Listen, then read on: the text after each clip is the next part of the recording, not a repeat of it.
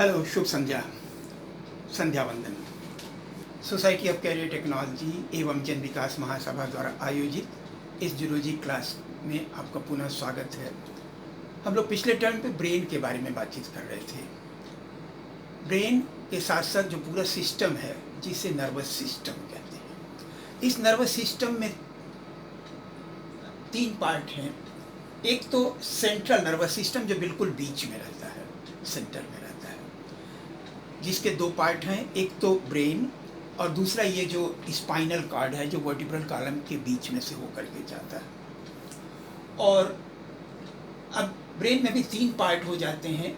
Fore brain जिसके अंदर 2 part हैं, सेरिब्रम और डायनसिफेलॉन। दूसरा मिड ब्रेन जिसके अंतर्गत 4 ऑप्टिक लोब्स आते हैं।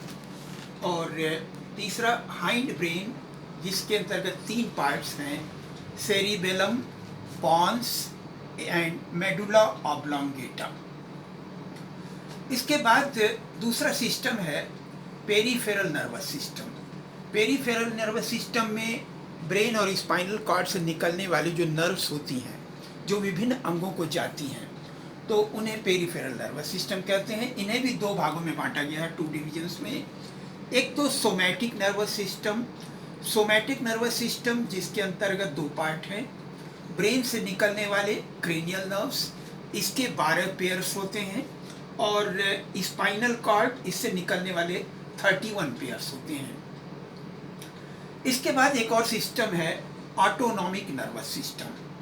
ऑटोनॉमिक नर्वस सिस्टम जो अपने आप ही एक्टिविटीज़ करता रहता है, जैसे हम सांस लेते रहते हैं, दिल धड़कता रहता है, भोजन का पाचन होता रहता है, जिसमें हमें कुछ नहीं करना पड़ता है। अब इसके ऑटोनॉमिक नर्वस सिस्टम में भी 2 पार्ट हो जाते हैं। 2 तरीके के गैंग्लिया और उससे जुड़े हुए नर्व्स हैं। एक तो सिंपैथेटिक और दूसरे पैरासिम्पैथेटिक। सिंपैथेटिक तो जो विशेष परिस्थितियों में सक्रियता करने के लिए जो है सुविधाएं प्रदान करते हैं, तो वो तो सिंपैथेटिक।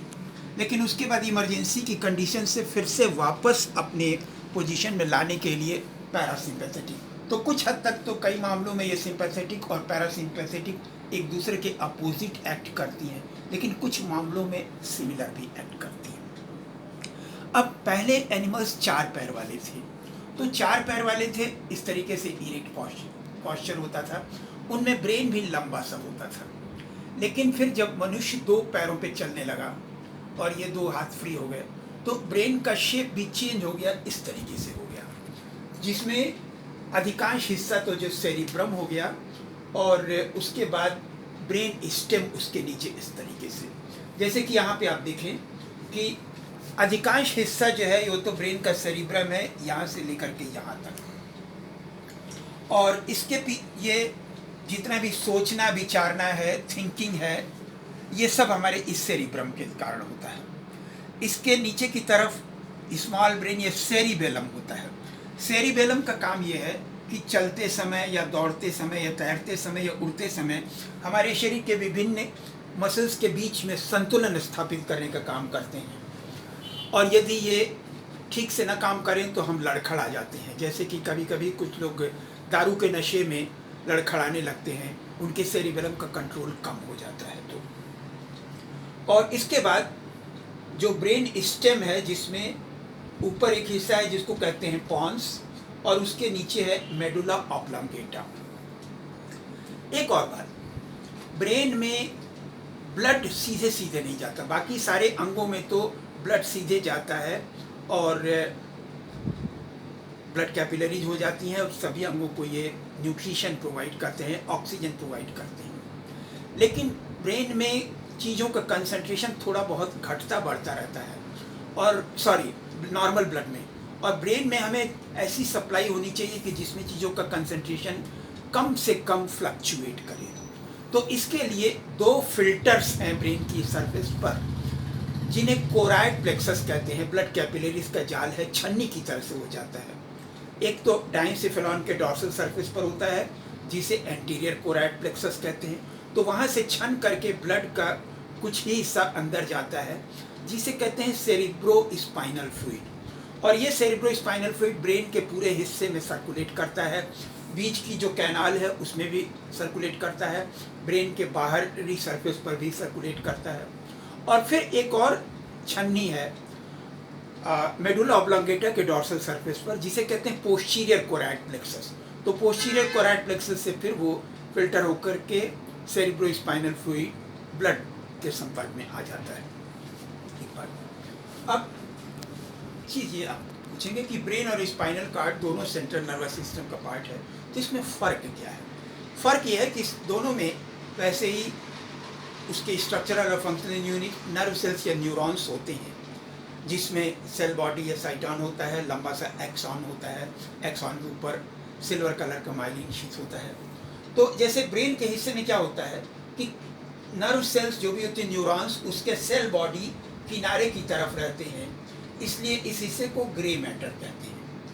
और उनके जो एक्सॉन्स हैं वो बीच के हिस्से में होते हैं, वो इसलिए उसे वाइट मैटर कहते हैं। फिर दोनों हिस्से में बीच में एक सेंट्रल कैनाल या न्यूरल कैनाल होता है, और उसके अंदर जो सेल्स होती हैं वो एक तरफ सीलिएटेड होती हैं। तो इस सीलिया के बीटिंग से जो है इसके कैनाल के अंदर सेरिब्रोस्पाइनल फ्लूइड का बहाव होता रहता है। इसको इपेंडाइमल सेल्स कहते हैं। स्पाइनल कॉर्ड में इसका जस्ट उल्टा हो जाता है। नर्व सेल्स या न्यूरॉन्स तो उसमें भी होती हैं, लेकिन इनमें नर्व सेल्स की जो सेल बॉडी होती है वो बीच के हिस्से में होती है और एक्सॉन्स किनारे की तरफ होते हैं। यानी कि इसमें जो ग्रे मैटर है वो बीच में होता है और वाइट मैटर किनारे की तरफ होता है। इसके बाद ब्रेन और स्पाइनल कार्ड दोनों ही 3 प्रकार के खोल से घिरे रहते हैं मजबूती प्रदान करने के लिए। एक तो हड्डी का खोल बाहर है ही है, क्रेनियम या ब्रेन बॉक्स, लेकिन उस क्रेनियम या ब्रेन बॉक्स के अंदर भी ब्रेन के चारों तरफ 3 और कोटिंग होती है। तो जिसमें सबसे बाहर वाला जो होता है इसे ड्यूरामेटर कहते हैं। उसके बाद जो अंदर वाला है कुछ मकड़ी के जाल की तरह से होता है, तो इसे एरेक्नॉइड लेयर कहते हैं। और फिर जो अंदर वाली लेयर है इसे पायामेटर कहते हैं। अदरवाइज दोनों में ब्रेन में भी इंफॉर्मेशंस आती हैं और उसमें सोच विचार होने के बाद, एनालिसिस के बाद ऑर्डर किया जाता है।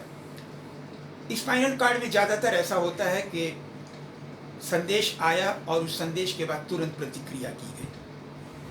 अब आइए जो इनके स्ट्रक्चरल और फंक्शनल यूनिट हैं, नर्व सेल्स या न्यूरॉन्स, उनकी बात करते हैं। नर्व सेल या न्यूरॉन हमारे बॉडी में लगभग 1×10⁻11 नर्व सेल्स या न्यूरॉन्स होती है। वैसे तो अन्य सेल्स की तरह से इनमें भी एक सेल मेम्ब्रेन या प्लाज्मा मेम्ब्रेन होगा, और फिर एक न्यूक्लियस होगा, साइटोप्लाज्म होगा, और साइटोप्लाज्म में वही सब चीज़ें हैं, mitochondria, Golgi body, endoplasmic reticulum, lysosome, ribosomes इत्यादि। लेकिन इनमें 2-3 और विशेष बातें हैं। एक तो संदेश को रिसीव करने के लिए कुछ प्रोसेस होते हैं, ये देखिए जैसे ये हैं, जिन्हें डेंड्रॉन या डेंड्राइट कहते हैं। और दूसरे एक प्रोसेस है जो यहाँ से संदेश को आगे ले जाता है, जिसको एक्सॉन कहते हैं। तो 2 तरह के प्रोसेस हो गए। एक तो डेंड्रॉन या डेंड्राइट जो मैसेज रिसीव करते हैं, इनकी संख्या 1 या 1 से ज़्यादा भी हो सकती है। और उसके बाद जो बीच का सेल बॉडी है उसे साइटॉन या सेल बॉडी कहते हैं। इसमें 2 और ख़ास बातें हैं। एक बात यह कि बाकी सभी नर्व सेल्स में सेंट्रोसोम होता है, बाकी सभी सेल्स में सेंट्रोसोम होता है, जिससे सेल डिवीजन की शुरुआत होती है, लेकिन यहाँ पर सेंट्रोसोम नहीं होता है, एक बात। दूसरी बात, नर्व सेल्स में एक और विशेष प्रकार के ग्रेन्यूल्स होते हैं जो कि आरएनए और प्रोटीन से मिलकर के बने होते हैं, जिनके बारे में कंट्रोवर्सी है कि ये क्या करते हैं। कुछ लोग कहते हैं कि शायद ये मेमोरी या स्टोरेज ऑफ इंफॉर्मेशन के लिए है। कुछ लोग ये भी मानते हैं कि शायद ये न्यूरोट्रांसमीटर एसिटाइल कोलिन वगैरह के निर्माण में मदद करते हैं। एक और बात, असल में जैसे एक बिजली का केबल होता है ना, और केबल के अंदर बहुत सारे तार होते हैं, तो उसी तरीके से जो नर्व फाइबर है नर्व फाइबर में बहुत सारे एक्सॉन्स होते हैं और उनके बीच में पैकिंग मटेरियल होता है। जैसे यहाँ पे आप देखें, इस एक्सॉन के चारों तरफ एक विशेष प्रकार की कोशिकाएं हैं जिनको कहते हैं श्वान सेल, और इस श्वान सेल के बाहर की तरफ एक और कोटिंग है जिसको न्यूरीलेमा कहते हैं। अब कई श्वान सेल हो सकते हैं जिसके बीच में जो हिस्सा होता है इसको नोड ऑफ रेनवियर कहते हैं। ये एक नोड है, एक दूसरा नोड है, और दो नोड के बीच वाले हिस्से को इंटरनोड कहते हैं। कभी कभी कुछ नर्व एक्सॉन्स में साइड ब्रांचेज निकली रहती हैं जिन्हें कोलैटरल कहते हैं। मतलब ये हो भी सकती है, नहीं भी हो सकती है। ये कोलैटरल्स मिल करके एक जाल बनाते हैं जिसको रेटिकुलर फॉर्मेशन कहते हैं। रेटिकुलर फॉर्मेशन भूल भुलैया की तरह से होता है कि उसमें संदेश जाता है और वहीं उमड़ता घुमड़ता रहता है, और जिसके बारे में, जैसे मान लीजिए कि अभी हमें एक मच्छर ने काटा, हमने ऐसे किया, एक महीने के बाद हम मान लीजिए ऐसे ही खड़े हैं और उस दिन भी मच्छर ने काटा, हमने ऐसे हाथ किया और हमें याद आ जाए कि अच्छा एक महीने पहले हम खड़े थे तो उस दिन भी ऐसे ही मच्छर ने काटा था, तो वो जो अनुभूति थी फिर से हमारे मेमोरी में आ जाती है। एक और बात, जो नर्वस सिस्टम है उसमें नर्व फाइबर्स में एक न्यूरॉन फिर दूसरा न्यूरॉन कई एक लाइन में जुड़े हुए रह सकते हैं, तो उसके बीच में जो जोड़ होता है थोड़ी सी खाली जगह होती है जिसको साइनेप्स कहते हैं। अब यहाँ साइनेप्स के हिस्से में संरचना आप देखें कि जो एक्सॉन है वो छोर पे पहुँच करके कई शाखाओं में बट जाता है जिसको टीलोडेंड्रिया कहते हैं, और ये टीलोडेंड्रिया फिर कुछ गोल बटन जैसे संरचनाओं में से जुड़ा होता है जिन्हें टर्मिनल बटन्स कहते हैं। इन टर्मिनल बटन्स में कुछ थैलियाँ होती हैं जिन्हें साइनेप्टिक वेसाइकल्स कहते हैं। इनके अंदर एक रासायनिक पदार्थ एसिटाइल कोलिन या एड्रेनलिन भरा होगा। अब होता क्या है कि यहाँ से संदेश यहाँ तक गया, अब यहाँ से यहाँ दूसरे नर्व सेल तक कैसे जाएगा? यदि बीच की दूरी, दो बातें हो सकती हैं, या तो बीच की दूरी 50 एंगस्ट्रॉम के करीब है, जैसा कि कुछ विशेष क्रेफिश में और कुछ बोनी फिशेस के पूंछ के माउथ नर्व सेल्स में होता है। तो उसमें क्या होता है कि बहुत कम डिस्टेंस है, तो वो जैसे स्पार्किंग होती है तो स्पार्किंग की तरीके से इलेक्ट्रिकल करंट ही यहाँ पे मैसेज लेके चला जाता है। ये एक एक्सेप्शन है। अदरवाइज क्या होता है कि अधिकांश जगहों पे यहाँ एक नर्व सेल के एक्सॉन और दूसरे के डेंड्रॉन के बीच में जो दूरी है लगभग 150 एंगस्ट्रॉम होती है, तो वहाँ पे संदेश ऐसे ही नहीं जा सकता। तो क्या होता है कि यहाँ तक संदेश आया और यहाँ पर संदेश पहुँचने के बाद ये साइनेप्टिक वेसाइकल्स फट जाती हैं, इसमें से एसिटाइल कोलिन निकला, ये संदेश को यहाँ ले गया, संदेश को यहाँ ले गया। अब यहाँ पे रिसेप्टर्स हैं, उन्होंने संदेश को ग्रहण करके फिर संदेश को आगे भेज दिया, और इसके संदेश देने के तुरंत बाद उस एसिटाइल कोलिन का एसिटाइल कोलिन स्टेरेज नामक एंजाइम के द्वारा विखंडन कर दिया जाता है। तो जैसा मैंने आपको बताया था कि जैसे एक रस्सी बहुत सारे पैरेलल रनिंग थ्रेड से मिल करके बनी होती है, तो उसी तरीके से नर्व फाइबर्स भी कई नर्व एक्सॉन से मिल करके बने होते हैं। जैसे एक नर्व फाइबर का सेक्शन काटा जाए तो उसमें कनेक्टिव टिश्यू या पैकिंग मटेरियल के 3 लेयर होते हैं।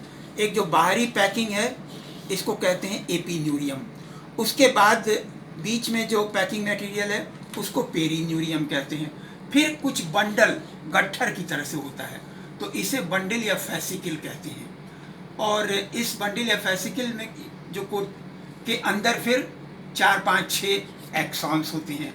इन एक्सॉन्स के बीच में फिर तीसरी कोटिंग होती है जिसको एंडोन्यूरियम कहते हैं, और फिर एक्सॉन के चारों तरफ न्यूरीलेमा।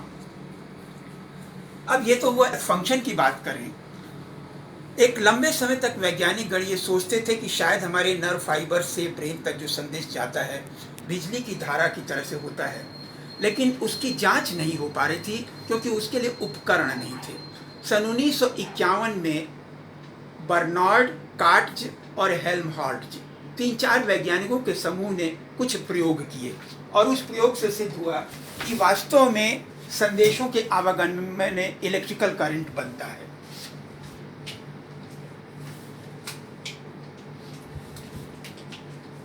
और इसके लिए 3 अलग अलग डिस्कवरीज हुई।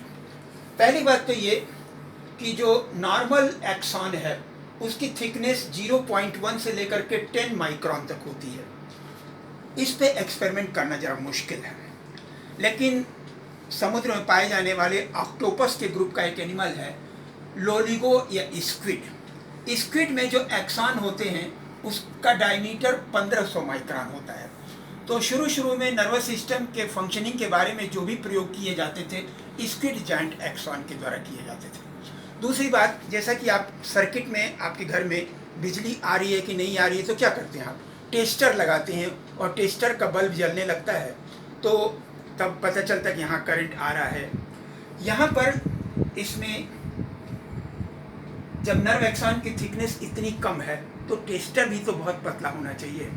फिर वैज्ञानिकों ने कुछ पाश्चर पाइपेट बनाए, ग्लास माइक्रो इलेक्ट्रोड बनाए जिसका टिप डायमीटर 1 माइक्रोन था और जिसमें उन्होंने 0.3 मोलर KCl सॉल्यूशन भर लिया।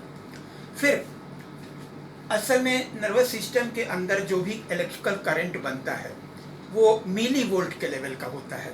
मिली वोल्ट मतलब 1 वोल्ट का 1000वां हिस्सा। तो उसको नापने के लिए उपकरण चाहिए। ऐसा ही उपकरण खोजा गया 1950 के करीब में CRO या कैथोड रे ऑसिलोस्कोप, जो हमारे टीवी का पिक्चर ट्यूब है वो भी एक कैथोड रे ऑसिलोस्कोप का एग्जाम्पल है। तो अब इसमें क्या हुआ कि इन वैज्ञानिकों ने जैसे एक नर्व एक्सॉन लिया और उसमें 2 इस तरीके के इलेक्ट्रोड लगा दिए और उसके बीच में एक सेंसिटिव गैल्वेनोमीटर या CRO लगा दिया। थोड़ी दूर पर उसे एक स्टिमुलस दिया गया। स्टिमुलस क्या है, बाहरी वातावरण में होने वाला कोई भी परिवर्तन जैसे ठंडक या गर्मी या प्रेशर जो हमारे शरीर में एक प्रतिक्रिया उत्पन्न कर सके तो उसे स्टिमुलस कहते हैं, और हमारे शरीर में जो प्रतिक्रिया होती है उसको इम्पल्स कहते हैं। तो यहाँ पर जब स्टिमुलस दिया गया तो तुरंत गैल्वेनोमीटर की नीडल में इस तरीके से डिफ्लेक्शन हुआ। और आप जानते हैं कि कभी भी किसी सर्किट में गैल्वेनोमीटर की नीडल में डिफ्लेक्शन हो रहा है, इसका मतलब है कि उसमें से होकर के इलेक्ट्रिकल करंट प्रवाहित हो रहा है। तो हालांकि नॉर्मल जो इलेक्ट्रिकल करंट होता है उसकी स्पीड तो 1,50,000 मीटर पर सेकंड के करीब होती है, लेकिन जो नर्व एक्सॉन में जो करंट दौड़ता है उसकी स्पीड 100 मीटर पर सेकंड होती है। फिर भी हमारे शरीर के लिए 3, 4, 5, 6 फीट के आदमी के लिए वो काफ़ी है। तो अब ये इसमें करंट कैसे बनता है? करंट यूँ बनता है कि नर्व एक्सॉन का जो मेम्ब्रेन है उसमें एक विशेष प्रकार की कैरियर प्रोटीन पाई जाती है जिसे सोडियम पोटेशियम ATPase या सोडियम पोटेशियम पंप कहते हैं। और ये क्या करता है कि एक्सॉन की मेम्ब्रेन में जो रिवॉल्विंग डोर की तरह से होता है, रिवॉल्विंग डोर जैसे कई ऑफिसों में पार्क वगैरह में आपने देखा होगा ऐसे घूम जाता है। तो रिवॉल्विंग डोर अंदर से 3 सोडियम आयन को बाहर ले जाता है और बाहर से 2 पोटेशियम आयन को अंदर लाता है। इससे क्या होता है कि बाहर पॉजिटिव पोटेंशियल ज़्यादा हो जाता है और अंदर की तरफ उसकी तुलना में पॉजिटिव पोटेंशियल कम होता है, यानी कि उसकी तुलना में ये निगेटिव पोटेंशियल रिकॉर्ड करेगा। तो नर्व एक्सॉन में सामान्य स्थिति में क्या होता है कि बाहर की तरफ पॉजिटिव पोटेंशियल होता है, अंदर की तरफ बाहर की तुलना में -70 मिलीवोल्ट का पोटेंशियल होता है और इसे रेस्टिंग पोटेंशियल या मेम्ब्रेन पोटेंशियल कहते हैं। और आयंस का जो ये व्यवस्था है इसको पोलराइजेशन कहते हैं। अब क्या होता है कि जब भी कोई स्टिमुलस दिया जाता है तो स्टिमुलस दिए जाने पर बिल्कुल क्या होता है, जैसे पिक्चर हॉल में पिक्चर चल रही थी, उसका जब इंटरवल हुआ दरवाज़ा खोला तो एक साथ सारी भीड़ निकल आती है बाहर चाय पीने, समोसा खाने के लिए या थम्स अप पीने के लिए। तो यहाँ पे भी क्या होता है कि जहाँ एक कोई स्टिमुलस दिया गया तो जो ये सोडियम आयन बाहर थे वो अंदर आ जाते हैं, मैं दरवाज़ा बीच का खुल गया, जिससे कि अब अंदर की तरफ बाहर की तुलना में +45 से +54 मिलीवोल्ट का पोटेंशियल हो जाता है जिसको एक्शन पोटेंशियल कहते हैं। और आयंस की जो ये बदली हुई व्यवस्था है इसको डीपोलराइजेशन कहते हैं। तो कोई भी जो संदेश होता है वो इसी तरीके से डीपोलराइजेशन वेव के रूप में होता है। अब यहाँ पे आप देख रहे हैं कि बगल में आयंस की व्यवस्था दूसरी है, तो यहाँ से आयंस दौड़ करके यहाँ आने लगेंगे। तो थोड़ी देर में क्या होगा, इस जगह को पहले की तरीके से पोलराइज्ड कर देंगे तो इसको रीपोलराइजेशन कहेंगे। लेकिन यहाँ से जब आयंस यहाँ आ गए तो ये खुद जो है डीपोलराइज हो गया। तो इस तरीके से ये डीपोलराइजेशन वेव आगे चलता चला जाता है। अब आप पूछेंगे कि अलग अलग प्रकार के संदेशों को शरीर डिस्क्रिमिनेट कैसे करता है।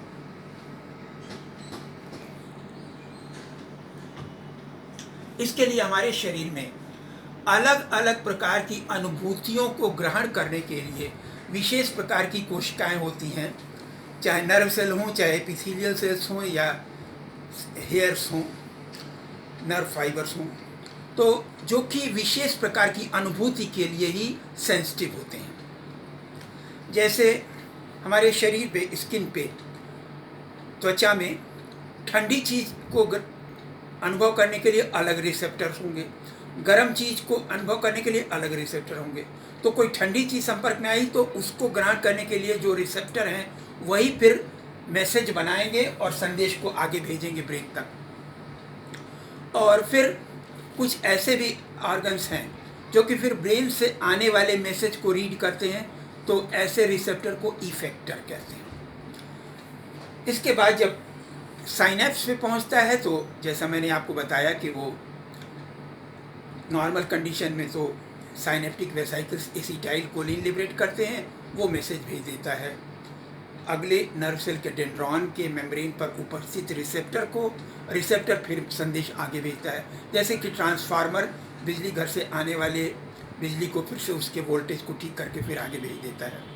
तो इस प्रकार ये हुआ नर्वस सिस्टम का स्ट्रक्चर और functioning. Thank you very much.